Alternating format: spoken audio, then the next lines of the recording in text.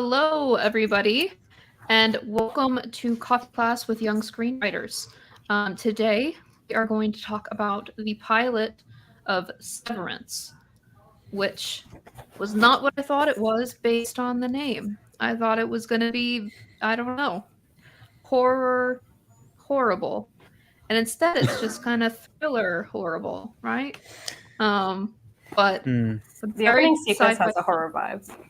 Yeah, it definitely gives off horror vibes. There is a horror movie called Severance. I saw that when I maybe was that's looking up why. images.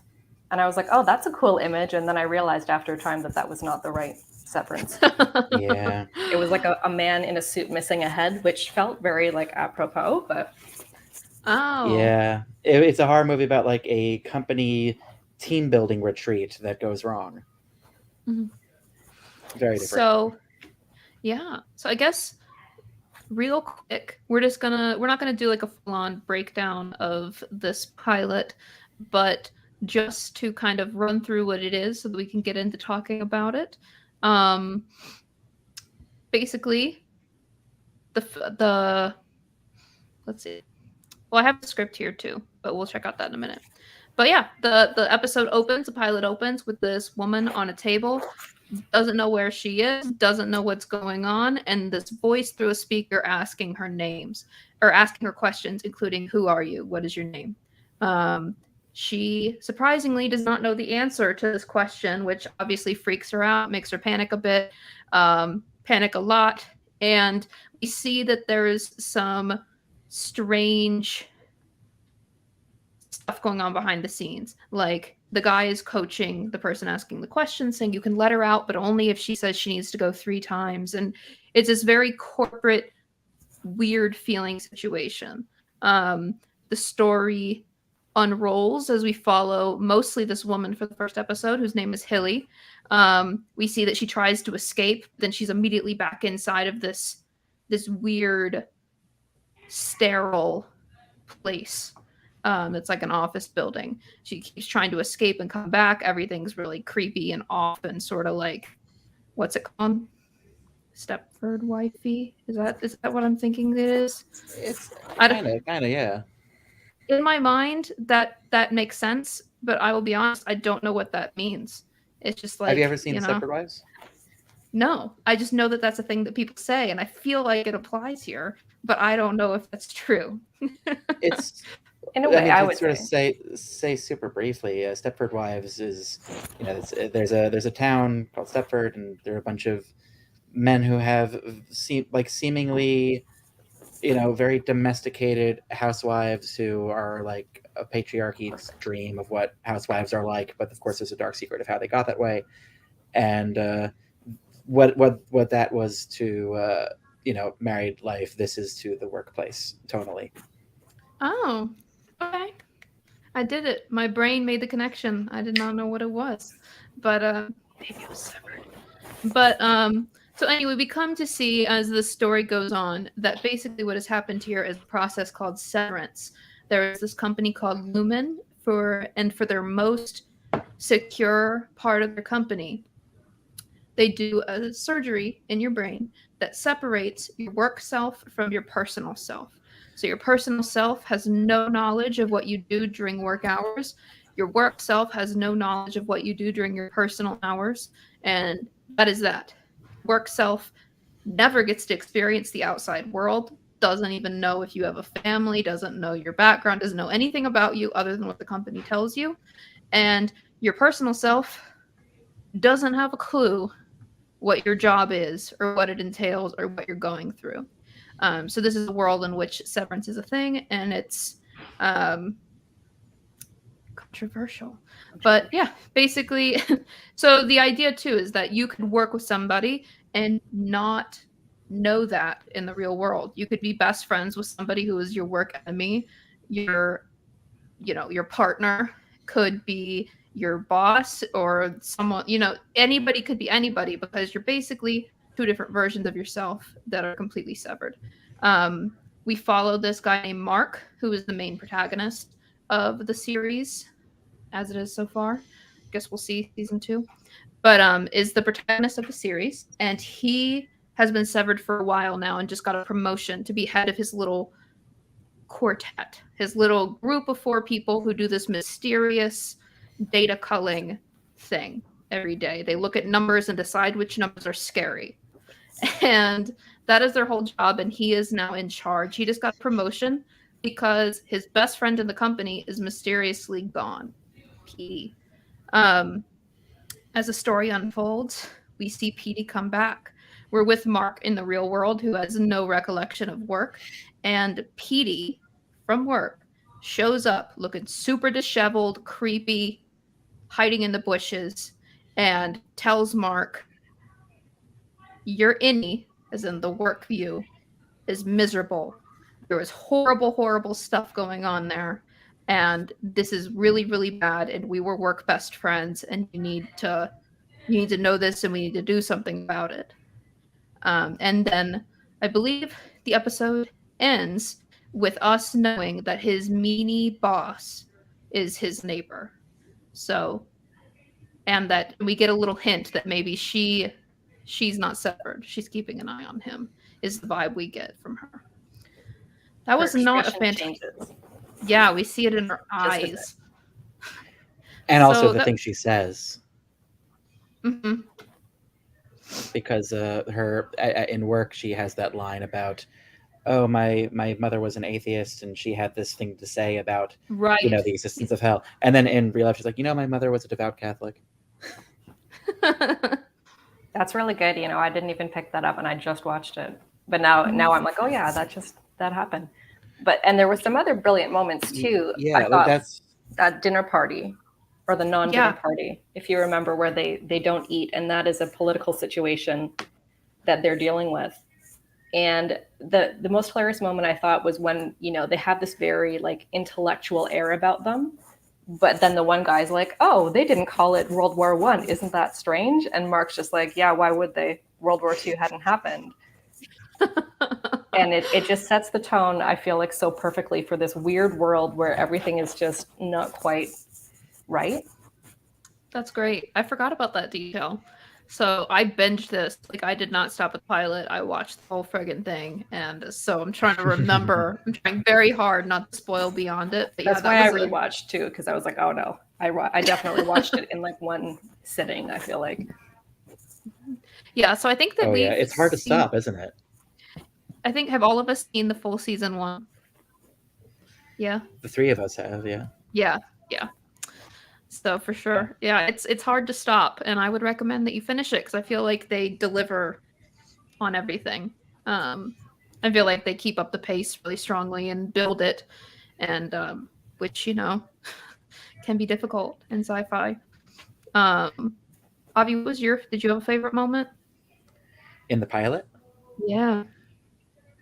I mean, so the thing about the pilot that I really love is how well it controls the questions that you're asking, because there's such a fine line between confusion and mystery. And so for the gigantic portion of this episode, you're asking all sorts of questions. You know what questions you're asking. You're not just kind of like, what the heck's going on in general. It's sort of like, wait, did something change when he came out of that elevator? Who are these people in this work? Why is, you know, why is everything kind of so strange? Why does this woman not know who she is? And like all of that, like you know what questions you're asking, and then it perfectly like answers everything kind of like by demonstrating, right? It doesn't just have the characters kind of sit down and explain, so here's the thing, your personality has been split in 2. There's a version of you outside of, it's like, no, we're going to show it through this person who's desperately trying to escape and her perspective. And it's like, okay, you're not only controlling what we're asking, but now you're answering it in such a way that we understand perfectly just by experiencing it.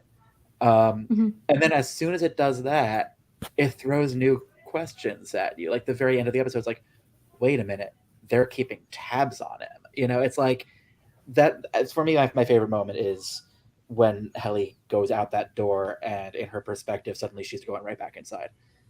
And that sort of revolving door situation, where I just thought that was a perfect way to illustrate what's going on. And it's just sort of this perfect aha moment, you know. feel like I'm losing you a little bit, Avi. Is that happening for you, Theo? Yeah, the connection's just, I could hear everything you were saying, but I felt like I was filling in the gaps. It seems to be better I'm now. gonna work on that. There's my Wi-Fi does things. Stand by. Wi-Fi doing things. There was something. Yeah, okay, but just. Oh no, go ahead, finish it. Sorry. Oh yeah, in case it comes through, my favorite moment was the aha moment of seeing Helly's perspective when she realizes what's going on. Mm-hmm. And there was something that you said that I thought was really interesting. Was most of the questions you asked were why and not what. And I think that's the big moment of like why the exposition is so brilliant in this show, is that you're not saying, oh, like what's happening. You're like, okay, I understand what is happening. Why is it like that? And that's why I think it sucks you in so well. That's a really great note. I'm curious for the people watching, what was your favorite part of the pilot? Like what about it presumably made you want to watch the rest of the season or not? Like what was your thoughts on the pilot? Yeah, because Theo, like, and just sorry, it just sort of struck my head. No, you're good. I had a yes and for your question, for the thing you said about the questions. There's never any moment where the question that we are asking is just a blank, huh? Mm-hmm. Exactly. You can always articulate the question you have. Yeah, which is so good. That's true. That is a very good point. Oh no, that's okay, Carlos. We'll see it. You'll see you later. But yeah, I agree. I think that it definitely is one of those things like where it feels like they're very much in control of what information you have and when. And then Avi, you were telling us right before this how this happened, how this got picked up. Do you want to share? Yeah. So basically, Ben Stiller has a production company called Red Hour Productions, and Dan Erickson, who created this pilot, this was like, I'm going to say like 5 or 6 years ago. He basically submitted a way earlier draft of this pilot as a writing sample to the company, in the hopes of getting him a job writing for a show or movie being developed by that company. And somehow that sample reached Ben Stiller himself, getting through all of the, I guess, gatekeepers you would have, various readers and assistants.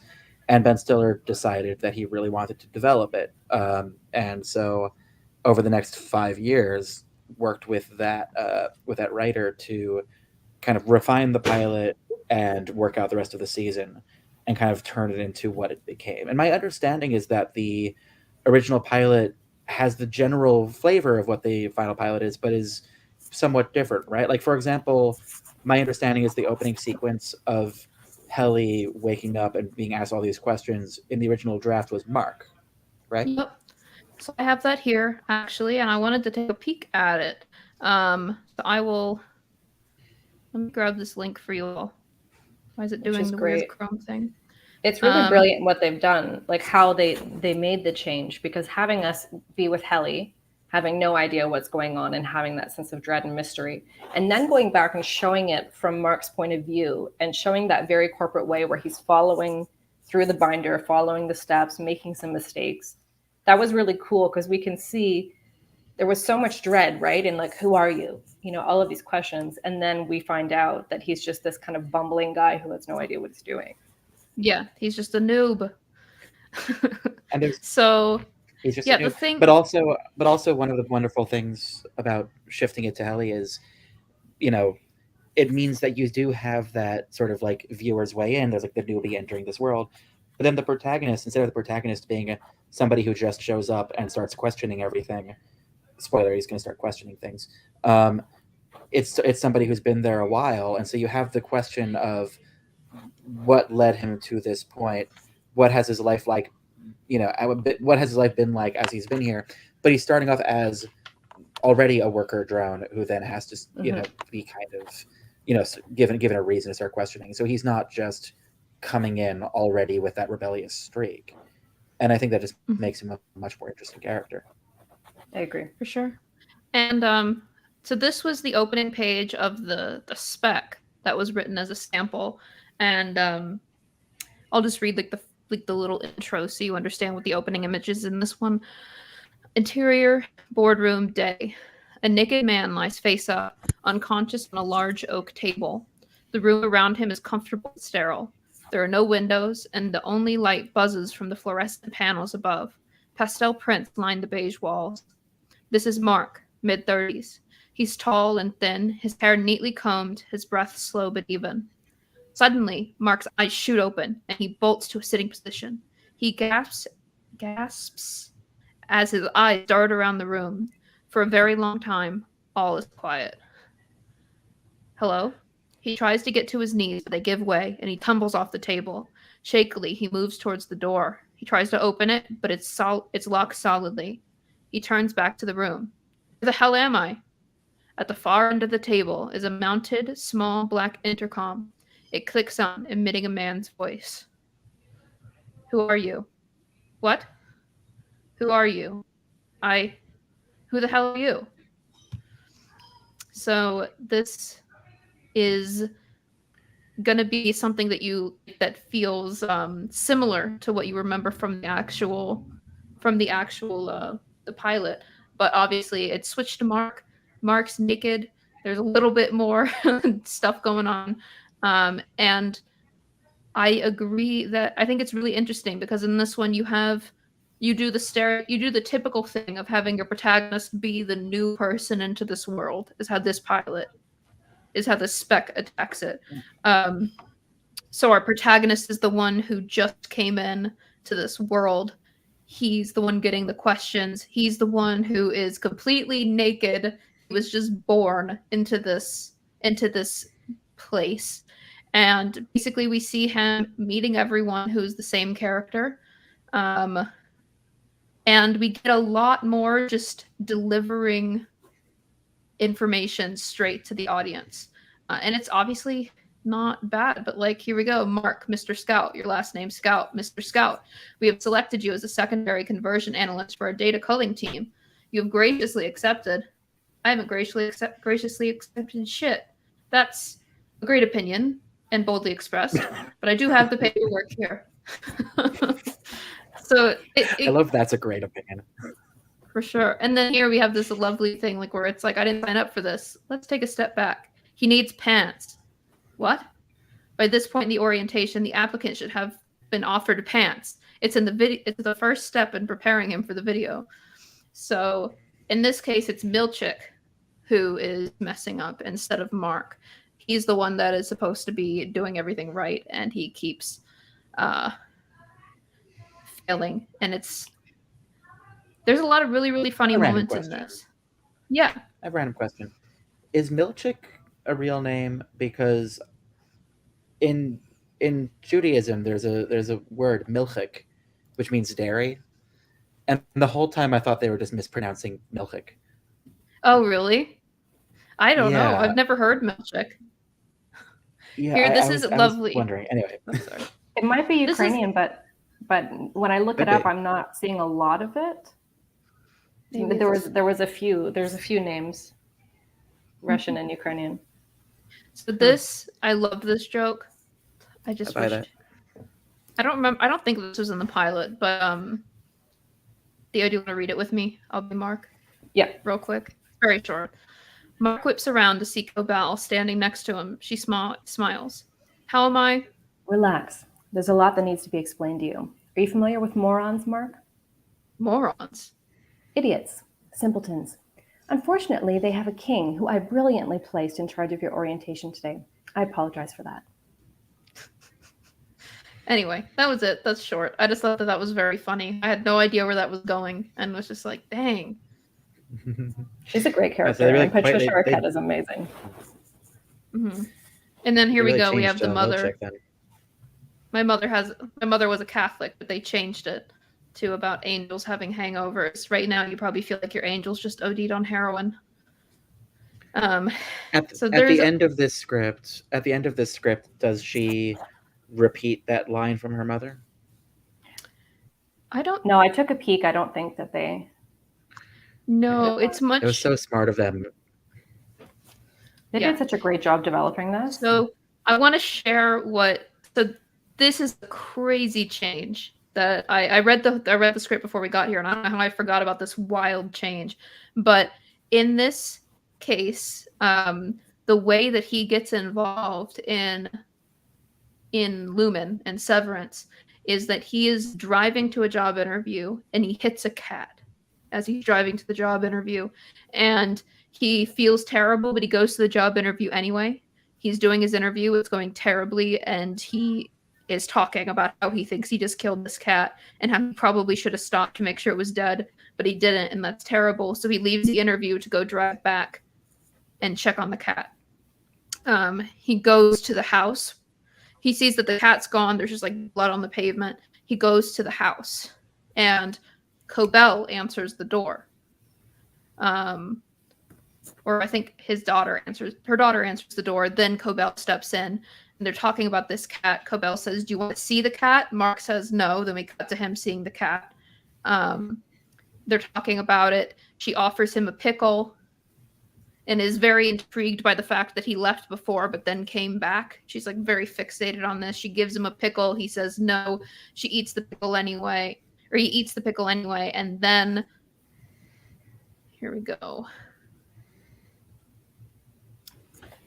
She's asking him how it felt to actually slay the cat.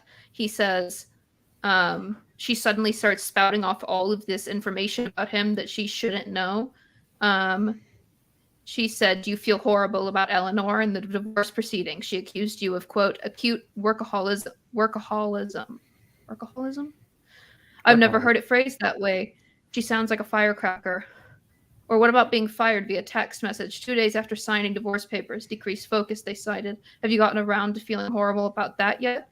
And Mark says, "I feel sick." "Take it easy. What was in that pickle?" "I won't lie. There were drugs in the pickle." Mark falls to the floor. Then he wakes up, he's handcuffed, and basically Cobell explains Severance to him in this really upsetting scene with a mouse, where she's basically like, "You were brilliant. I want you to work for this company." She explains Severance, says, "I want to give you a job. I'm going to give you lots of money. Here is this rat. This is Miss. Don't let the name fool you. He's my daughter picked the name. I've raised Miss from infancy. I cuddle him at night, feed him by hand. See how he loves me? Yes, you do, little miss. Why are you showing me a rat?" She reaches under the table and pulls out a small cylindrical device with a single switch on top. She lays it on the table next to the box. "This beacon was built by my company. It broadcasts a hypersonar frequency which activates the chip inside Miss's brain. When the beacon is on, Miss can only access memories from when it was on. When it's off, he remembers everything else. Does that make sense?" So then she turns the switch, and immediately the rat becomes hysterical, retreating to the back of the box and squeaking in terror. And horrible. Now, I should mention that when the beacon is on, I burn Miss on the belly with a smoldering iron. And then when she turns it off, the rat is fine again. So this is how the concept of Severance is presented to Mark in the original pilot, which, as we know, is very different from how it's presented to people in the actual show as it comes out. So here, basically, they're like, "Yeah, I could do horrible things to you and you wouldn't know. And you'll make a lot of money doing it, though. And wouldn't it be nice for you to forget about all the horrible things you've done? And Can you start tomorrow? Can you start tomorrow?" Yeah. It's he does it. So I would definitely recommend reading it. It's interesting that this draft explains Severance by showing it to us via this rat, and in the final episode, we are the rat, basically. Right? We're part of the perspective of somebody who is actually experiencing it, and that just seems like a sharper way to explain it to us, because it's they say show don't tell. Here it's like, this is like showing and telling, and then the show itself is like, we're really going to show you. And I think another thing that I like about it is that, like, when they show how, like, his sister and her husband and the dinner party react to it, there's this very, like, controversial aspect to it where it's almost like it's kind of accepted in society, but it's a controversial choice. And I felt that was a really cool way to showcase it in a, like, from a societal perspective, and then like build out the world further, right?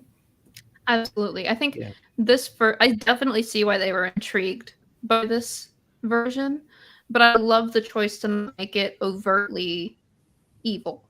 Like, I mean, they do the thing where we were talking about the thematic question of, is this ethical? And do give the people who say, yeah, it is, a pretty valid argument. I mean, I think that after you watch it a lot, you'd be inclined to disagree with their argument, but they do give them a valid argument. Like, it's me. I'm physically there. It's my choice. I'm only hurting myself. What does it matter? Mark's emotional stakes that he has where he's trying to escape something, that adds another layer where it's not just, oh, I've chosen this because I don't want to remember work. It's, I've chosen this because I want to escape from this trauma that I can't deal with. Mm-hmm. Yeah, I have sort of two thoughts on this, and one of them is this, this pilot, by jumping straight into Severance, is where I could torture you half the time, the other half doesn't know. This pilot was probably written by somebody who didn't realize he would get more episodes, right? So it's like, let's just go all in. And you watch the show, it does reach a point, without getting into specifics, where it can actually kind of show you, oh, Severance can mean that they can do horrible things to you, and they can do it so nonstop for that version of you that it feels like it's constant, but the other part of you will never know. Like, it really gets into that later on. And I guess, once you're developing it into a show, you realize you can save certain things for later and kind of build up to it. And the other thought that I have is, by having Mark as somebody who's been with the company for a while already, instead of walking us through how he joins, you can have that scene with him and his sister and his brother-in-law and all that, because then there are two Marks, right? If Mark just started off, both versions of Mark are kind of the same person, personality-wise. At least as far as we know. But if he's been at work for a while, and it's one of the big appeals for the show kind of early on, he is such a square at work and such a rule follower and such a submissive person. And then you show him in real life and he's kind of a wreck, but he's also a lot more alive, and he's a little funnier in a dry way, and he's a lot more savvy about life. He's a lot more bitter. And that's also just more attractive to an actor, because it means that they get to play that duality from the get-go. That's a really good point too. Mm-hmm. Absolutely. I'm so yeah. So then it ends with him, or like near the ending, he gets to see his consent video that Hilly got to see. And then we have like this creepy voice that we don't see man's voice. He's saying, has he come to us defective? No. He's curious, like the other before him. That won't happen again. This one may fight for a time, but he will choose us as his home. And if he doesn't choose us, then Mark walks away and exits darkness. Then he'll have nothing left but the dark. End of episode. Enigmatic. What does it mean? Yeah. And that kind of comes back to like controlling the question. And it's like, as a sample, that's wonderful because it's enigmatic as hell, but I don't really know what question I'm asking here, right? Mm-hmm. No. Whereas ending the episode with, this person has just been jarred by the arrival of Helly, who is definitely different than the others, and then ending it with, oh, and he's being surveilled by his boss who lives next door and who seems aware of everything. Then the question you're asking is, to what end, right? Like, you're asking, what are they surveilling him for? Will he find out? Whereas here it's like, the only question I really have is, who is man's voice? And what does fight mean? But I feel like that's so much more vague, Like, that's and the what kind does of it thing you put in mean the about like it's alluding to something bad happening with Petey? I'm assuming they're talking about Petey, but we're like, who? What? Like, it doesn't necessarily give us yet the problem of, like, I mean, like, we understand the basic situation, but Mark doesn't yet have a objective in my mind throughout this, unless I read it too fast. In the original pilot, he doesn't have something that's going to propel him through the next seasons. We've just created a really interesting world. Whereas in the pilot that we ended up with, you had that amazing thing of Petey coming to him and in the outside world and being like, your innie is screwed. Like, this is terrible.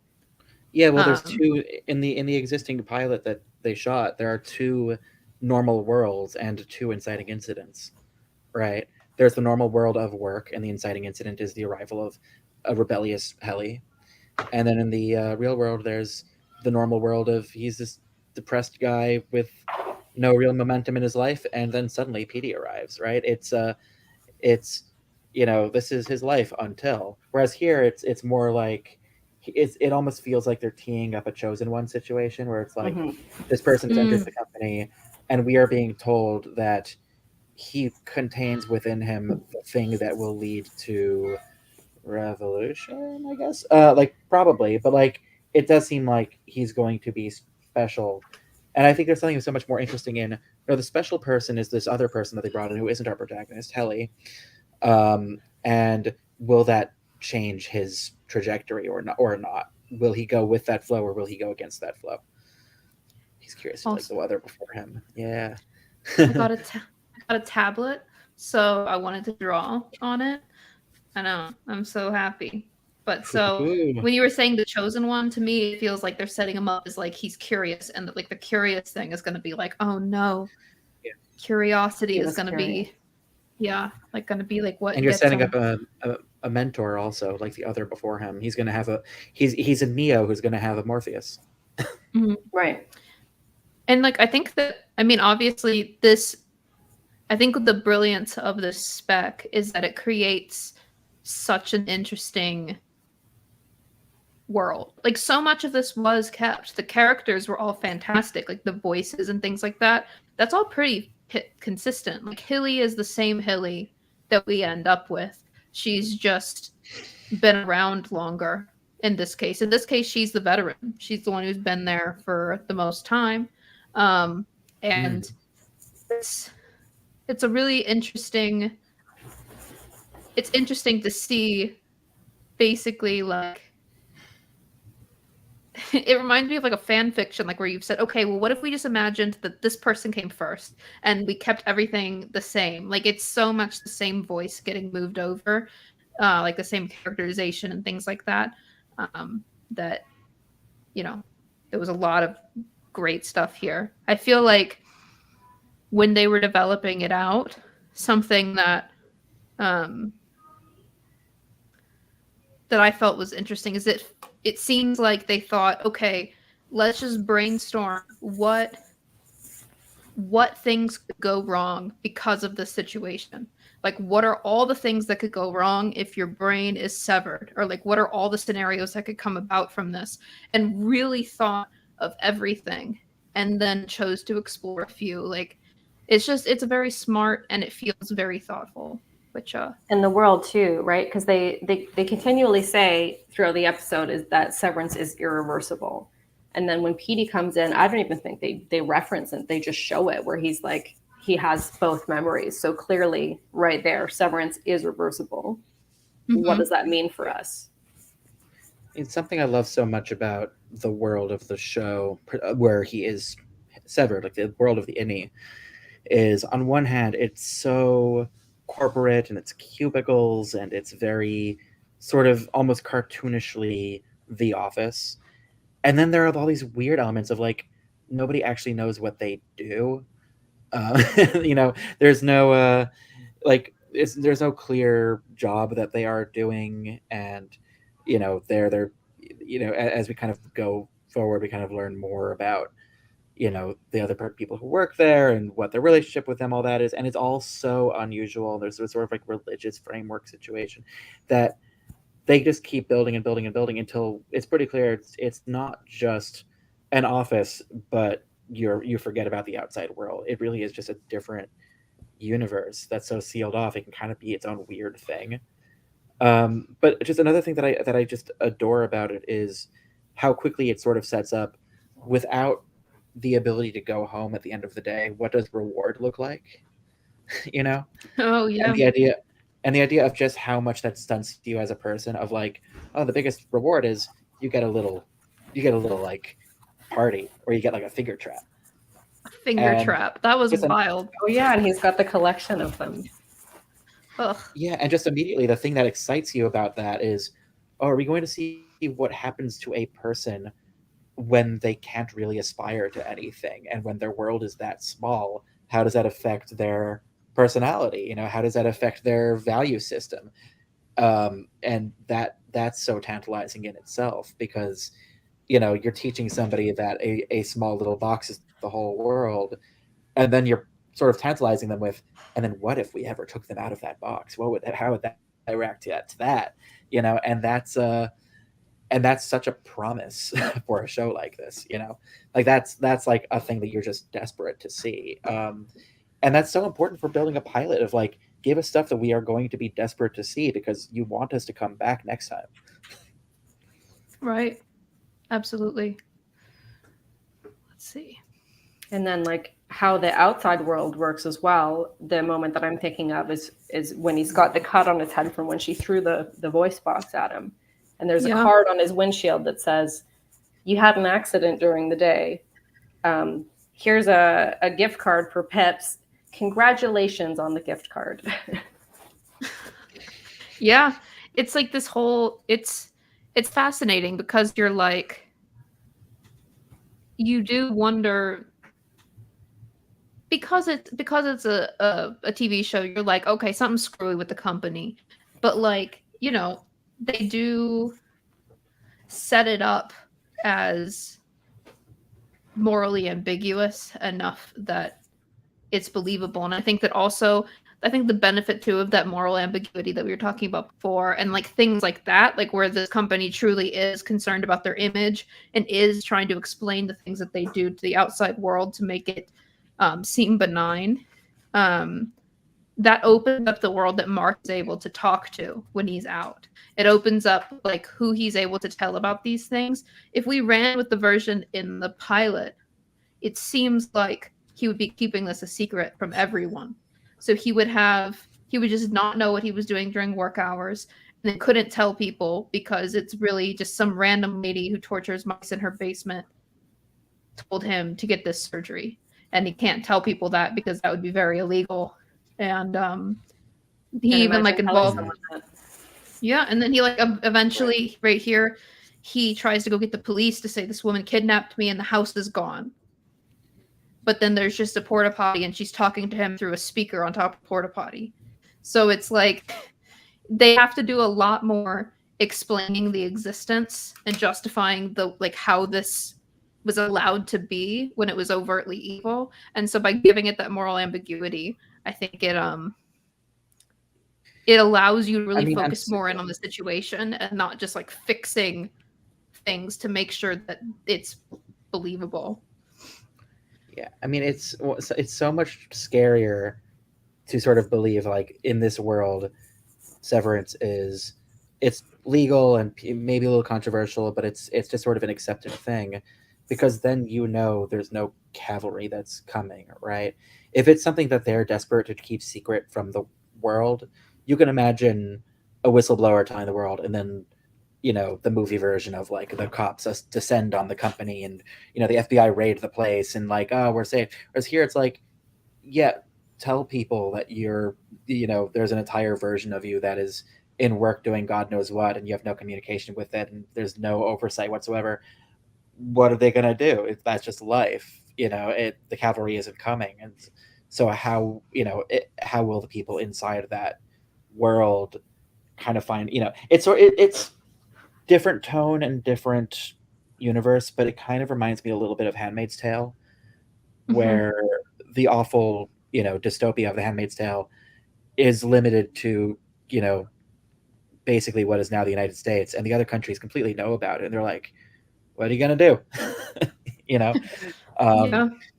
And it's like, well, shit, nobody's coming to invade Gilead. I guess we have to figure something out on our own, you know. That's true. Oh, There is something such a real life scary thing, about it. right? I mean, that's Yeah. that's Yeah. how we live. That's Yeah, and this feels real also. Like, we know about terrible like workplace abuses at major corporations that everybody knows about, but like, what's being done about it? It's, people are just Work gonna in let it happen. general. Yeah, Working Yeah. 40 hours a week. working 40 Yeah. hours a week. Yeah, and like this is clearly like already kind of starting off as like a metaphor for that very specific form of capitalism, and it extends to the fact that like the town he lives in is like it belongs to the company. Like there's no actual escape from this company in this world. It's Mhm. omnipresent, and people complain about it and people protest, and like what are you gonna do? Well, let's have a dinner party where we don't eat any food and we talk about how deep that is. Yeah. Which is so It brilliant. It is brilliant. I was because I of course fell on the rabbit hole. I started reading about people's theories of things, and something that I found interesting was talking about how did this technology come to be, and kind of using that to try to suss out like what's this company doing, and the discussion about how so much of our technology comes from the military, and like what would be, you could see the pitch on saying soldiers go to war and they come home and they don't have to remember the trauma. They don't have to remember the terrible things that happened there. It's completely gone. No We PTSD. fix PTSD, and people aren't affected by that. And then that technology trickling in and all the ramifications of it eventually spreading to the public. And then also, of course, just thinking about like, okay, well, what is the life going to be like for the you that is only in the military, only doing these things, doesn't have the context for like why you're there, could be completely manipulated and lied to. Just it's Hellscape. fascinating. Yeah. That's a Yeah. very interesting Yeah. perspective, and I would be. It's interesting to wonder whether if they will go in that direction or if they will stay in this like very contained place. Well, they did that in Inception. I think they said in Inception the dream technology was designed for military training. Yeah, Yeah. that was the kind of the backstory for. I love backstory stuff. Apparently, there's a book that I should send a link to that is like a training guide, a training manual. And sometimes people are coming to Severance having read this training manual first, and sometimes they're reading the training manual after. But it like really sets up the whole world, apparently. So I'm gonna Man, I will find That's wonderful, and it's and like share the link. is it fan made? Do you know, or did the network make it? No, it's official. It's official. That's Oh, wonderful. right. I was going to bring this up because I was going to say that the creator has answered a few questions about this world that I think make it so much stronger, which is like people have said, like, is this fake? Like, is Lumen, is it actually a physical place or is this fake? And he's like, no, it's a physical place. They're physically there. That is real. We're not going to tell you it was all a dream in the end. Which I think, God. I know, it makes me trust them more. Yeah. I like the idea that there is this manual that exists, but if I never read it in my life, I could still follow this show. Yes. Yeah. It's like, do you all remember when like the original Matrix sequels came out? There was like the Animatrix, and there was I this watch video it like game. every 3 months. Yeah, I love the Animatrix, but also like if you watch the Matrix, Reloaded without having watched that, you have a lot of questions that you do not get answered. It's kind of homework, and I like that what exists for this show isn't necessary homework. It's just enriching it. It's supplementary for all of us here- nerds who love to do that. Here we To dive go. in. This is what the link I'm going to share. It's called Severance, the Lexington Letter. Oh, I'm so obsessed with this already. By Anonymous.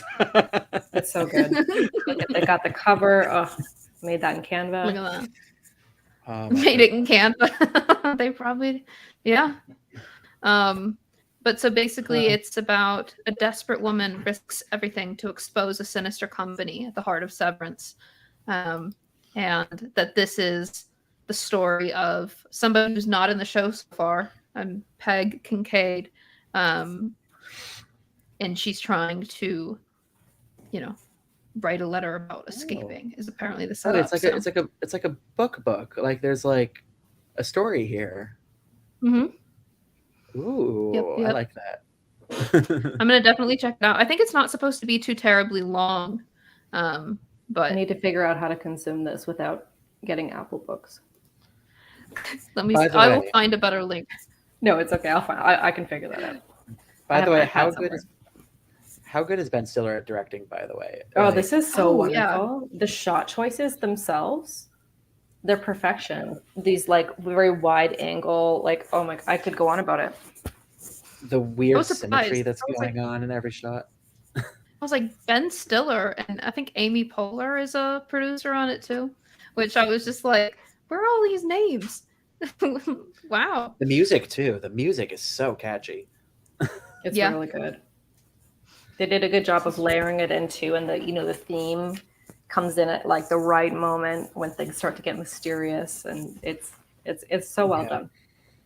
There's such a handle on the really bizarre tone that the show has. Like, it's such a difficult tone to explain to people, but they're so good at maintaining it within the context of the show. And I would love to hear them talk about what those tone meetings were like. Like, how do you make sure that all the department heads are sort of on the same page about that? Because how do you describe it? Look at this. How It's fun like is kind that? of funny, kind of creepy. Oh, How that's fun is this great. marketing? Lumen Industries Twitter account. Delete immediately. Scientology does that. Yeah. They'll do like Whoops. an ad. They'll accidentally advertise the thing by putting out ads saying this is bad and boring. It's how censorship goes, isn't it? Makes Yeah, it's people. the Streisand effect. Yep. You know. But You know yeah. what the Streisand effect is, right? No, I was just gonna say Barbara Oh, had something to do with it. And well, she did. She did. Yeah. Do you want to explain it too?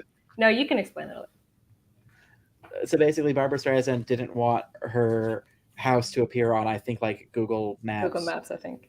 And because she went so far to prevent it from being noticed, everybody found out where her house is. Like, it just people really wanted to know all of a sudden. So it's the idea of like, by trying to suppress something, you kind of amplify it. Oh yeah. It's so much more interesting because now it's, oh, why do you want to hide it? I need to know that.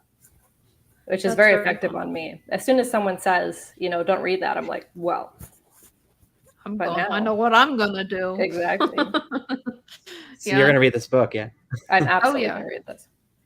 I already downloaded it, but I didn't get a chance to read it yet, and I'm very excited about it. I also think that this is kind of a broader conversation about the way that films and TV shows and stuff are interacting with other forms of media.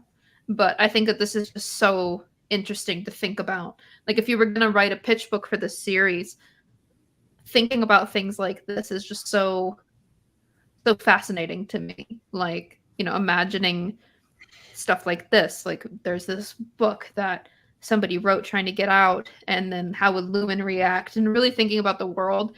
I think this kind of stuff is going to happen more and more, and I love it. The Lexington Letters, like, that's such a wonderful title. Because now I'm like, okay, this already feels like exactly what it should be like. Right before we jumped on for this, I was watching the new season premiere of For All Mankind, which is another Apple show that is an alternate world where the space race went in a very different direction. So it's alternate history that we're kind of going through the decades. And after the episode ended, I noticed there was a lot of supplemental material that was like news broadcasts from that decade about things that went very differently in that world than ours. And it's like, some of them are like massive, of like, the USSR doesn't fall, or like, India launches a space program, like things like that. But then some of them are smaller. It's like this sports team wins this championship because in this universe they didn't pass on Michael Jordan, like things like that.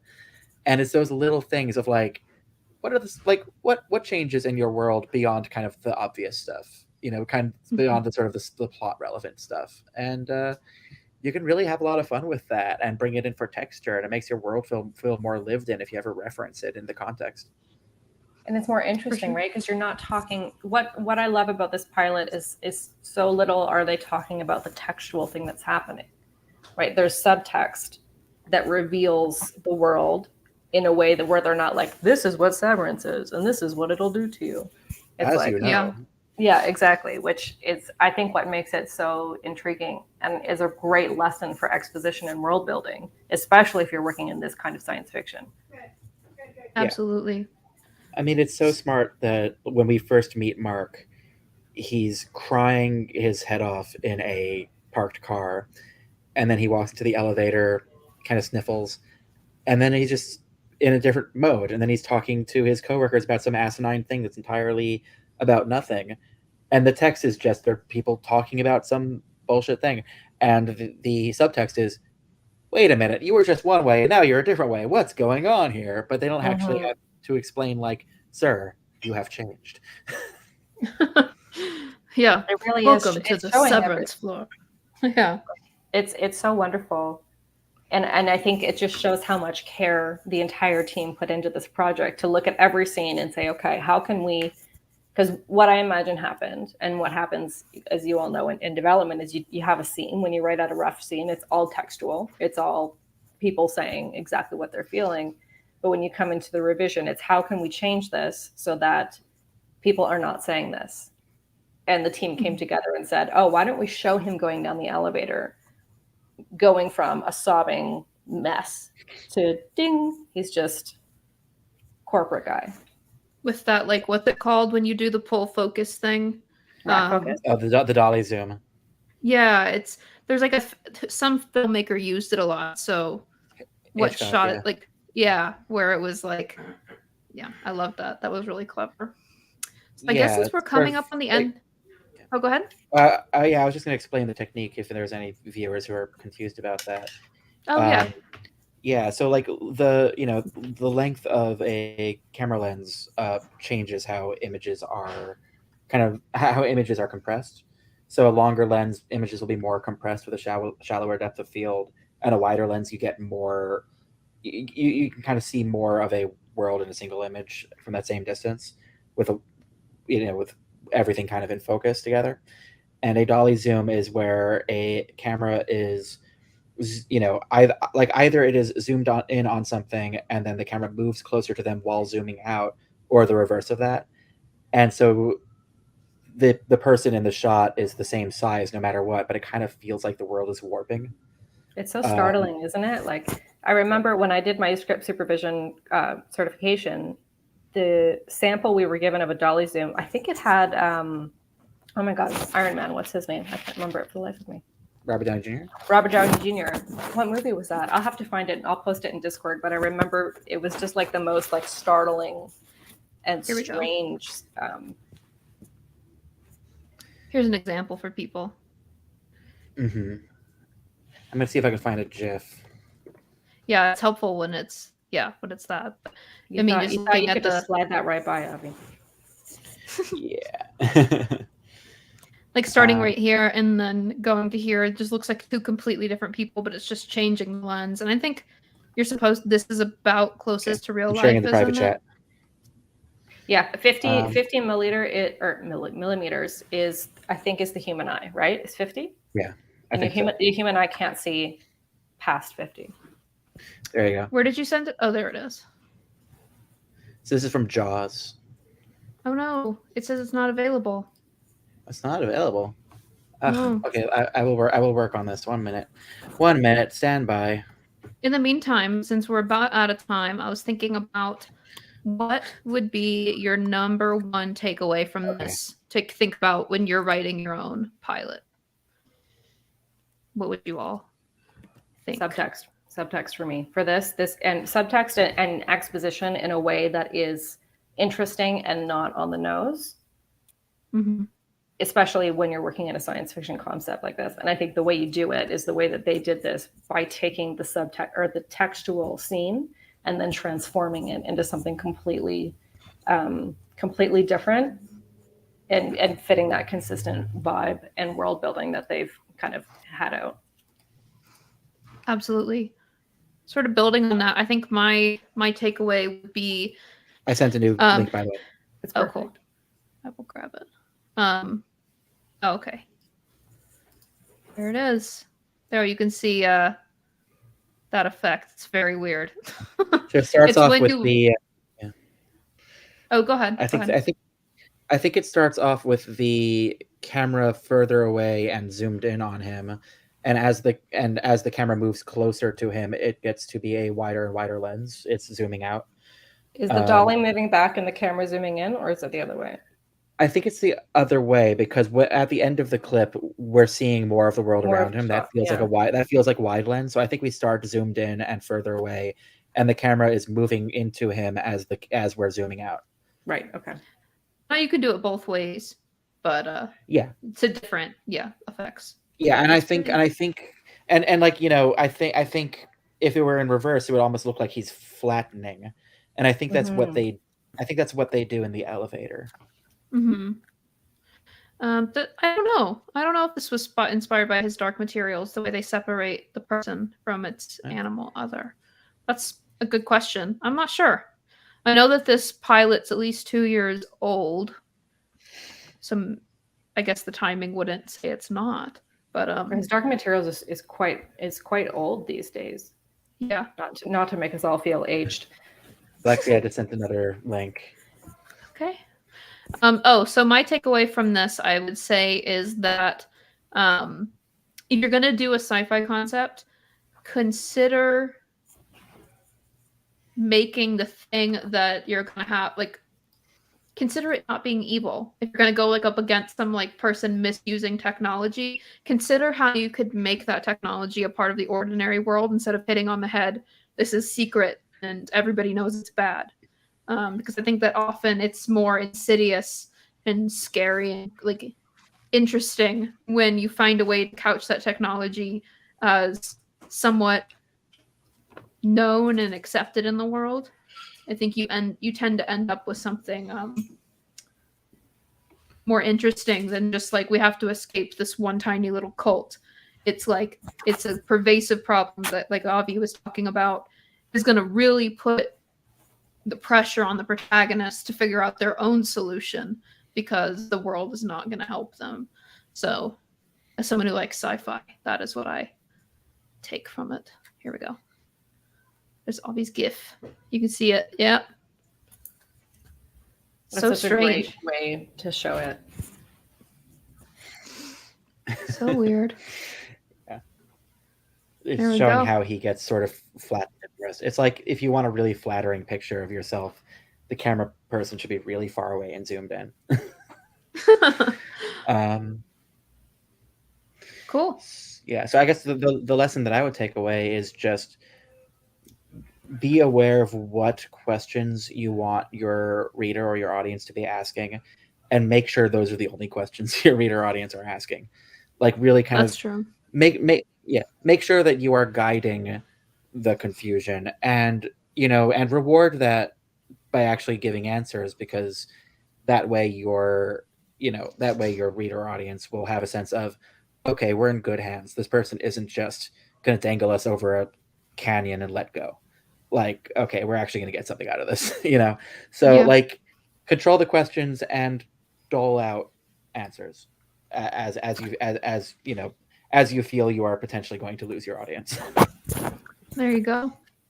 Awesome. So thank you so much, everybody. I hope that you enjoyed this pilot as much as we did. And we will be back at the same time next week. So thank you, everybody. See you soon.